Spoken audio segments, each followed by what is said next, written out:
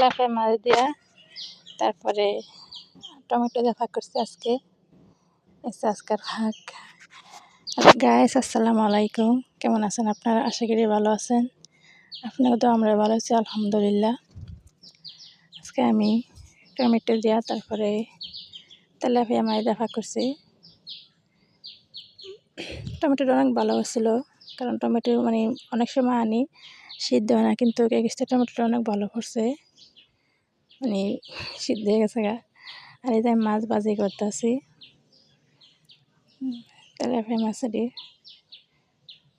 মানে লাল করে ভাজতে হয়, এটা খাইতে অনেক ভালো লাগে। আর আমি রান্না দিতেছি, তারপরে লাইকের চুলা মানে অনেক জ্বলতেছে, তারপরে পেঁয়াজ দিয়ে হালকা কিছু কালার নষ্ট হয়েছে গা, কষামো আর কি। এখন মানে হলুদ মরিচ তারপরে হালকা একটু জিরার গুঁড়া লবণ টবণ সব দিয়েছি, বা পেঁয়াজ বাটা রসুন বাটা সব একসাথে দিয়ে কষাইতেছি।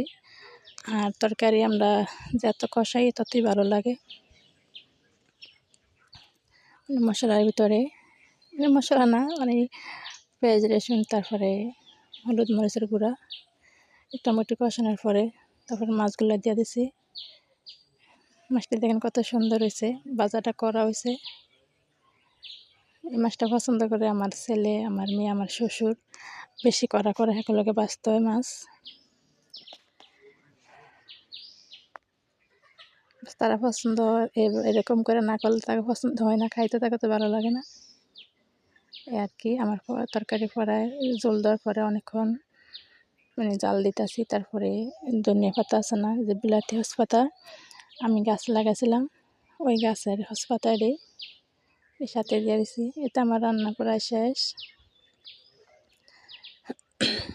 কত সুন্দর কালার। আমার ছেলে, আমার শ্বশুর ওরা পছন্দ করে এই তরকারিটা। এই যে আমার মেয়েরে খানা দিতেছি, আমার মেয়ে খানা খাইব।